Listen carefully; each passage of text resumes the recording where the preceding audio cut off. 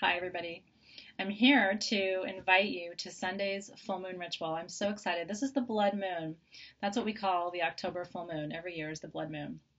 And it's kind of an appropriate title, really. I mean, this is the time of the year when the veil between the living and the dead is thinnest. And by the veil, I mean that is the separation of consciousness, right, between the material realm where we are now and the spirit realm.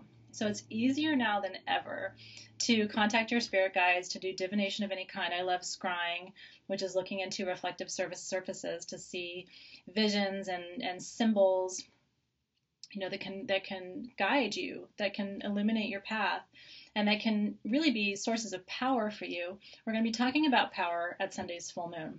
We're going to be talking about the three goddesses. We consider them the darker goddesses, and by that I mean these are goddesses who are seen as having supreme powers, the ability to shapeshift, the ability to stand in the in-between. Hecate is the goddess of the veil. She's really the gatekeeper between the living and the dead. And she has the ability to see across, which a lot of us, again, this time of year, we feel that our intuition is heightened. Do you sense it too? It's like there's almost just a giddiness around how much access we feel like we have to the spirit realm right now. And then that ends. Right after Halloween, we lose that connection. So I really want to harness that energy, the connection to our guides, the connection to the ancestors that's just so powerful right now. So we have 3 candles. If you have the ritual set for Sunday, you're in luck because we are working with the 3 goddesses. So Lilith is going to teach us about a little bit of our own inner wild woman. That's what she represents. She's the lack of caution. She is the goddess of wild abandon, and she has so much to teach us about the playful, sensual, sexy side of ourselves and where our power lives within that wild aspect of our nature. And then we're going to look at Morrigan. Morrigan is connected, of course, to the spirit animal Crow, who's the great shapeshifter. Crow comes in to be the messenger, to show us what we need to see about the here and now. And so we're going to talk to Morrigan. We're going to call upon Morrigan to give us clarity. And then Hecate, of course, is the great crossways keeper. She is the guardian of the threshold, really, between life and death.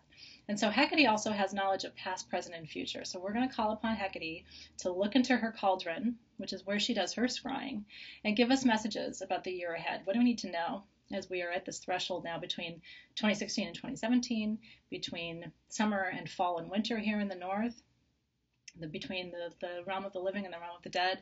Hecate sits at all of those crossroads and has such wisdom and guidance for us. So join me, won't you? I'll put the link above this video for the event. If you're here in Los Angeles, would love to have you join in person. It's so much fun. And so there is a live event link that I will share with you. And then if you're not in the LA area, if you ever are, though, in the future, you should let me know. I'd love to have you come by and meet us and join us at the shop. If you're not in the LA area, join us online. It's free. It's happening at 6 p.m. Pacific time. And we have a lot of people from all over the world who stay up all night just to join us for these rituals. We've been doing them for almost 5 years. We've never missed a full moon. And so we have a beautiful community. I think you're going to enjoy it a lot. And it's live too, and it's interactive. I can see your comments and questions in the feed, so I'm able to respond to you, which is really exciting too. But most of all, it's a beautiful meditation. It's an hour that you gift yourself, just to focus on your own spiritual development and really connect. As the moon gets full, our blood gets thicker. There's just a heightened sense of energy in the field. And given that we're in this window, of course, so close to the spirit world, all of that energy is even more powerful. And then keep in mind, this full moon is in Aries.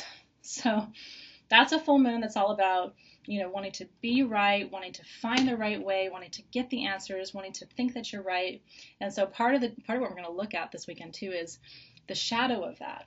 Are you struggling in your life right now because you think there's a right way to do things and yet you can't seem to make things work? Do you know what I mean? If you're hitting a lot of obstacles, we're going to talk about how to work around that. And part of it is releasing that need to know. Releasing that need to be right all the time and actually letting the universe be a good guide and good teacher to you. And these goddesses too show up as really powerful archetypes to us. Like, what part of you is that Lilith wild woman, and what is her wisdom for you when you think you need to be right? What part of you is that Morrigan, that shapeshifter? Don't you think some part of you should always be magical to you? Don't you think some part of you should always remain a mystery even to you?